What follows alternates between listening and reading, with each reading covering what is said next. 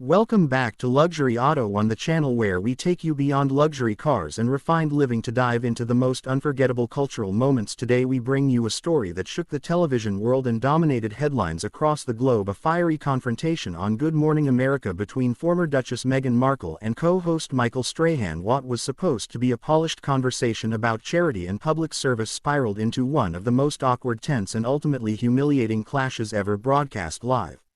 The appearance had been highly promoted in the days leading up to it. Producers teased that Meghan would sit down with the hosts of GMA to discuss her ongoing projects, her thoughts on family life, and her experiences navigating the challenges of public scrutiny. The studio audience was buzzing with anticipation, and viewers across America tuned in, eager to hear directly from one of the most polarizing public figures in the world.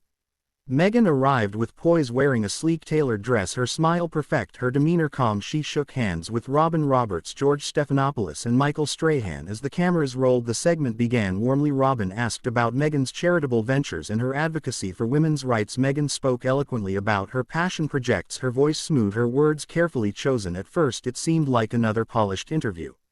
But then Michael Strahan leaned in, his tone sharp yet measured, and asked a question that shifted the atmosphere dramatically. He said, "Meghan, you've often spoken about wanting privacy, but at the same time you've done major interviews, written books and signed massive media deals. How do you reconcile those two things?"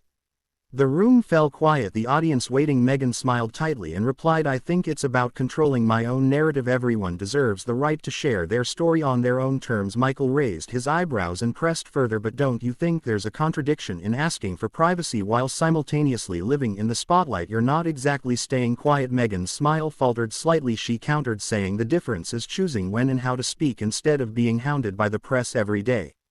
George Stephanopoulos attempted to soften the moment, pivoting to a question about her family, but Michael wasn't finished. He asked Meghan directly, "Do you feel you've contributed to the very cycle of media obsession you claim to want to escape?" Meghan's expression hardened. She shook her head and replied firmly, "No, the obsession existed long before I ever spoke out. My voice is a response, not the cause." Michael did not let go, his tone more pointed. He said, "But Meghan, you signed a $100 million deal with Netflix, you did a global interview with Oprah, you published a book. If you really wanted privacy, wouldn't walking away quietly have been the better choice?" The audience murmured, some clapping softly, others gasping at the bluntness.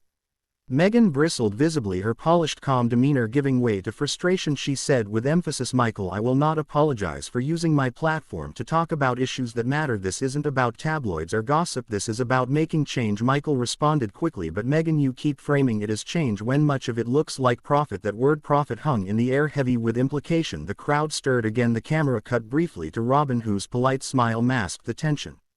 Meghan leaned forward, her voice sharper now. "Are you suggesting I'm not allowed to provide for my family? Are you saying my husband and I should just disappear and never speak again?" Michael's reply came without hesitation, "I'm saying if you demand privacy, you can't keep selling the story over and over again. That's not privacy, that's business."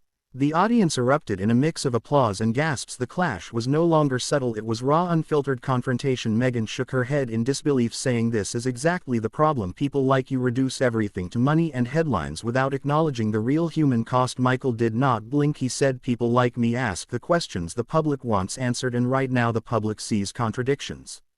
George tried again to intervene, but the tension was impossible to contain. Meghan's voice rose slightly, "You don't know what it's like to be targeted every day, to have lies printed about you, to be treated as less than human." Michael leaned back in his chair, then leaned forward again, his words precise, "I do know what it's like to be in the public eye, Meghan. I've been there. I've been scrutinized for my career, my personal life, but I've never claimed to want privacy while cashing checks from the same system I criticize."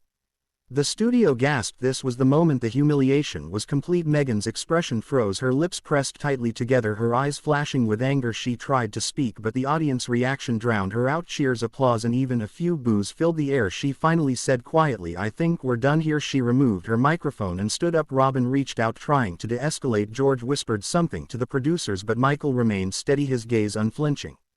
The cameras cut to commercial, but backstage chaos erupted. Eyewitnesses later reported Meghan was furious, accusing the show of setting her up. Michael defended himself, saying he simply asked the questions everyone wanted to know. Robin and George tried to calm both sides, but the damage was done within minutes. Social media lit up, clips of the confrontation spreading like wildfire. Hashtags like Meghan on GMA, Strahan clash and Duchess meltdown trended globally. Commentators called it one of the most shocking interviews in recent television history.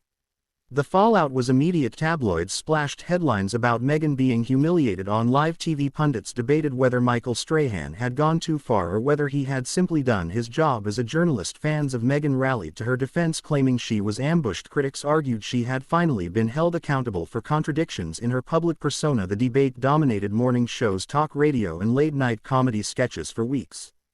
Good Morning America addressed the incident the next day. Robin Roberts telling viewers, "We always strive for open, honest conversations. Sometimes those conversations get difficult." Michael himself stood by his approach, saying respectfully but firmly, "My job is to ask tough questions. If you don't like tough questions, don't come on the show." Meghan and Prince Harry did not release a direct statement, though anonymous sources close to them described the interview as unfair and disrespectful.